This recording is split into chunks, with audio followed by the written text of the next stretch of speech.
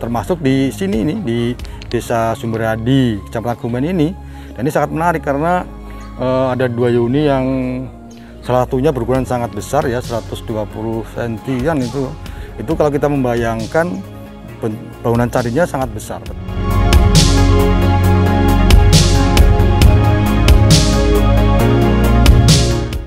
Nah, kuncinya menurut saya mulai starting point-nya mulai dari pemerintah daerah menyusun semacam konsep untuk pelestarian cagar budaya.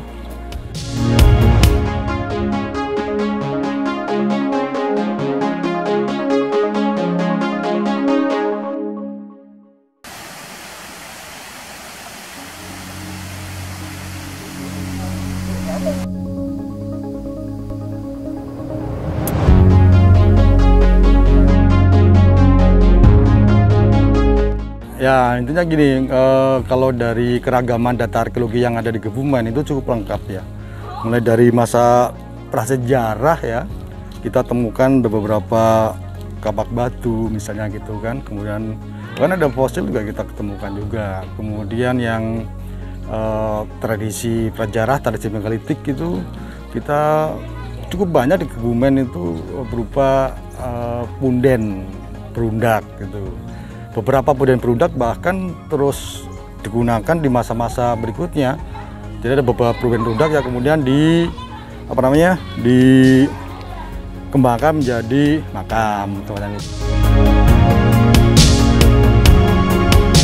Nah, kemudian di masa klasik atau masih di Buddha itu juga cukup banyak kita yoni-yoni. Kemudian mulai dari barat sampai timur ada semua. Barat mulai dari Kecamatan Ayah sampai kemarin kita terakhir di Tawinangun ya, ada termasuk di sini nih di Desa Sumberadi, Kecamatan Kebumen ini. Dan ini sangat menarik karena ada 2 yoni yang salah satunya berukuran sangat besar ya, 120 cm itu kalau kita membayangkan bangunan candinya sangat besar. Kita berani mengatakan bahwa ini duluan candi karena kita ketemukan beberapa fragmennya kemungkinan besar dari bata bangunnya itu. Dan menarik lagi juga ada lingganya bukan pasangannya yoni ya, tetapi ini diduga itu lingga patok ya, lingga patok. Jadi kalau komplek candi kan pasti ada lingga patok ya, 3 terus nanti terus seperti itu. Nah, yang lebih menarik lagi adalah satu yoni yang berukuran besar itu di bagian bawah cerat tuh ada gambar naga yang di atas, di bagian kepalanya ada gambar kura-kura.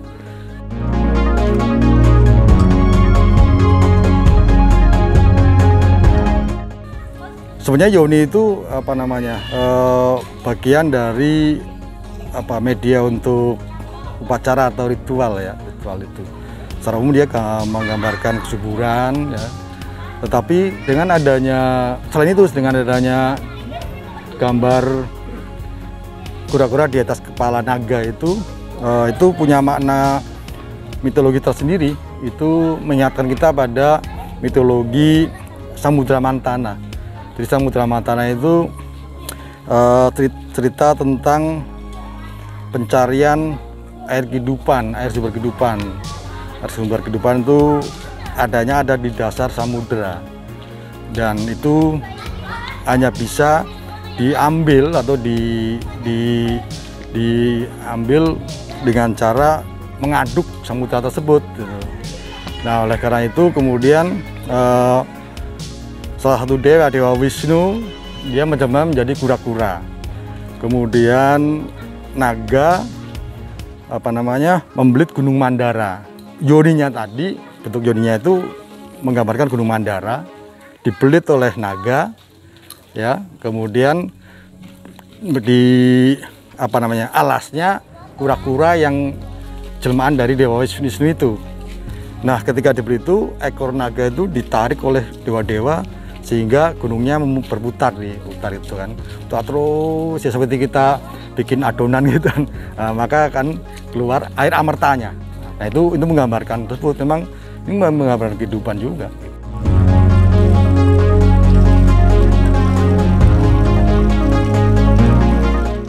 Itu tadi secara keagamaan kan lengkap ya, prasejarah ada, kawat batu, kemudian Benih Berunda, kemudian masa Hindu-Buddha ada Yoni, Lingga, terus apa namanya, terus di sini ada apa namanya di situs Subradi ini, kemudian masa Islam juga banyak, makam kuno, naskah kuno, kemudian masjid kuno, kemudian masa kolonial juga banyak sekali, ada gereja kuno, ada kelenteng, ada bangunan kolonial lainnya, itu artinya lengkap.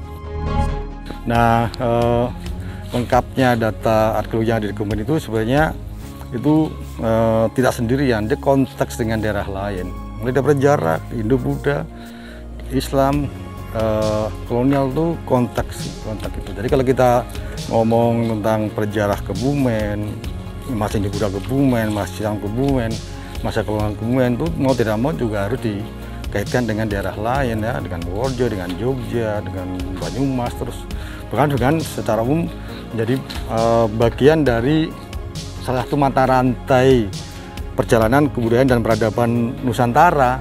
Salah satunya ada di Kebumen ini gitu. Oleh karena itu banyak di tempat-tempat lain gitu. Di Sumatera juga ada gitu. Jadi memang itu bagian dari mata rantai itu. Tidak bisa dipisahkan.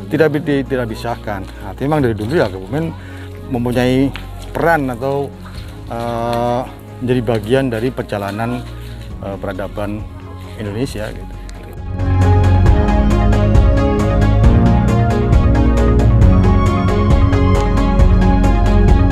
Ya, pertama untuk harapan untuk kedepannya ya, bahwa kita harus kembali bahwa Kebumen itu punya peran yang penting sejak dulu ya.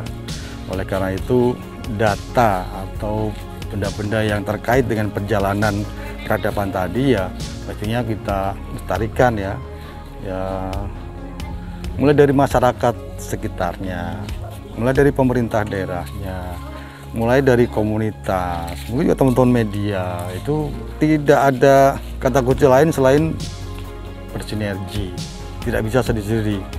Mengandalkan pemerintah daerah juga nggak mungkin. Pemerintah pusat nggak mungkin. Mengandalkan warga sendiri juga nggak mungkin. Mengandalkan komunitas juga nggak mungkin. Mengandalkan media sendiri juga nggak mungkin. Harus bersinergi. Nah, kuncinya menurut saya mulai starting point-nya mulai dari pemerintah daerah.